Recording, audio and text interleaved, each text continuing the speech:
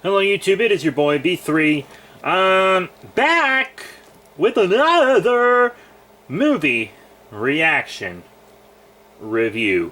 Today's movie is The Brain Machine from 1977, starring Gerald McRaney, James Best, and Barbara Burgess. It is in color, and it is rated PG. So, let's talk about the little read-up we have here in our booklet. It's from my 50 sci-fi movie set that I've been reviewing for the past forever. We're over halfway through the set. I think we probably have maybe 18 films to go, something like that. But, 4 people with distinctly different backgrounds all volunteer for an experiment involving mind-altering and manipulation. The volunteers all gather at a secret laboratory and are subject to a series of procedures that border on torture, including shock therapy and psychological torture. The final portion of the procedure involves the test subjects to be exposed to an experimental device that alters the participants' minds through the exposure of their innermost fears and darkest secrets. As it seems to be with such experimental testing, something goes wrong with the procedure, and the test subjects and scientists suffer the horrible results. So, the film is a little confusing. I'm not sure I entirely understand it, but I'm going to try to lay it out for you guys. So all these people are kind of in this thing. Most of them appear to have killed at some point in their lives.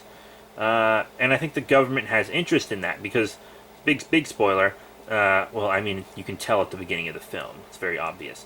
But the reason the experiment goes wrong is because the government is interfering in it. Like, the military is interfering in it because they want the military applications of this brain machine. And, it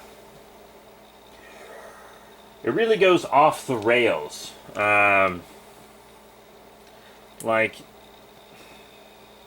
It's a very dramatic film. It's supposed to be very melodramatic. And it is. But here's the thing. The film doesn't get you invested in any of the characters, right? And if you're not invested in any of the characters, then the drama doesn't really hit as hard. You know? Like,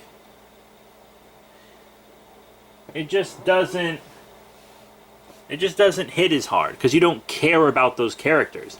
So you don't feel bad for them. You don't feel happy for them. You don't feel anything for them because they're just people that are here. And they've given you no reason to like them. They've actually given you some reasons to dislike them. So a lot of it doesn't hit right. Also, the audio quality's not great, so sometimes I couldn't understand what they were saying, even though I had the volume cranked the fuck up. I couldn't always understand what they were saying, so that probably didn't help me when it came to understanding this movie. But in the end, the scientists figure out the government is manipulating their experiment. They fight back to try to save the people, and big spoiler for the end of the film, everybody dies. The scientists all die. The test subjects all die. And the government has to cover it up, and they keep the brain machine. So the bad guys in this movie win. The bad guys win. And normally, the bad guys winning would make a very impactful ending.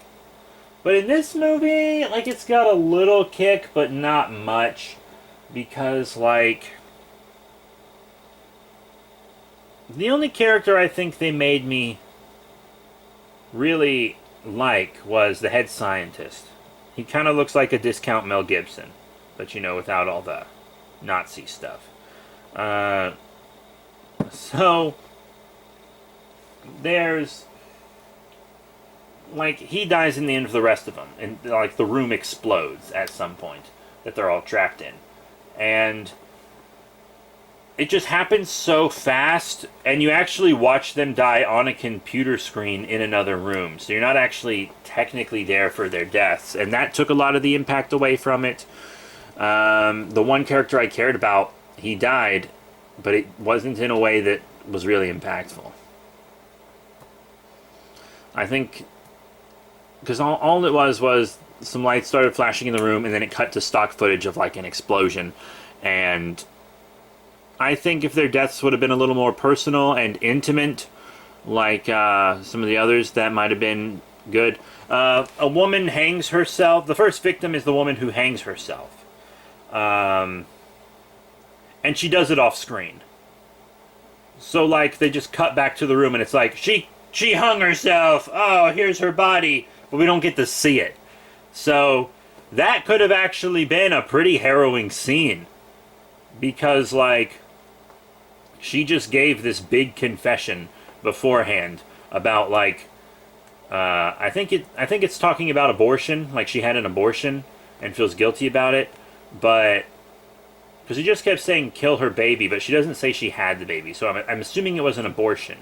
And then that horrified her father so much that her father killed himself. So the way she sees it, she killed her baby and her father. And then she hangs herself. Watching her hang herself would have been pretty horrific. Might have bumped up the rating on this film, but it would have been worth it to actually feel something for a character. But I gotta say, the makeup job on her post-hung body, on her deceased fucking corpse, was good. They made the face kind of blue and purple. They put marks on there. And, like, I don't know if you guys know this, but I worked at a funeral home for a long time. And I'm actually in college for funeral service. And they got it right. Like, it looked about correct, you know? A little less gruesome than the actual real world, what it would look like. But still pretty good. The makeup there was good. I'll give it that. The acting in this film is adequate. Some actors are better than others, like the head scientist and the priest. They're two of the better actors in this movie, but then there are some actors who are bad. Like the woman who hung herself, she wasn't very good. So the acting is better in some places in this movie than it is in others. It really is. There is a bit of a sexual assault scene which made me uncomfortable. That's a big trigger warning there. There is a sexual, like the suicide stuff's trigger warning too, and the abortion and murder and all that stuff. But that's a big trigger for me, is sexual assault, rape. I don't like to see that in films. There is a sexual assault scene. Yeah, that's true. And it was kind of interesting to find out who did it, because when it happens, you don't know who did it. I assumed it was the government manipulating her. Like, one of the government guys was sent to do that to freak her out, because the government was obviously trying to freak these people out the whole time. I thought it was the government intentionally doing that to scare her, but it wasn't. It was one of the other patients, or one of the other subjects, not patients. And that, it was interesting to find out who did it. I'm not going to tell you who did it. I've told you plenty of spoilers already, but I'm not going to tell you who did it. Because that was the one thing that I actually found kind of interesting, is who done it. When that was revealed, I thought that was actually the first scene that really interested me. There was this one shot at the beginning that I really liked, though. Like, it's where the two scientists are talking, and they're walking down a spiral staircase, and it's just a static shot straight down the staircase, right? Straight down the spiral, so you can see them walking around in kind of at the spiral. And they're like literally in a downward spiral. Like, it's all downhill from here. And I thought that was a really good shot. That shot's close to the beginning of the film. I thought that was a really, really good shot. And I do give some applause to the director for that, because that was actually a pretty incredible shot. It's a very basic shot, but it said so much about what was coming. And I really liked it. So yeah, The Brain Machine, 1977, starring Gerald McRaney, James Best, and Barbara Burgess. Color, rated PG. Not the best film, also not really the worst film. It's kind of a whatever movie. I don't feel the need to ever rewatch it. I doubt I'll ever rewatch this film. It's not so bad it's good, but it's also not so good it's good. You know? Like, it's watchable. It's watchable. And I didn't not enjoy it. I don't know what to say about this film.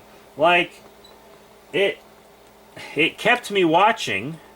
I wasn't really finding myself getting heavily distracted, but at the same time,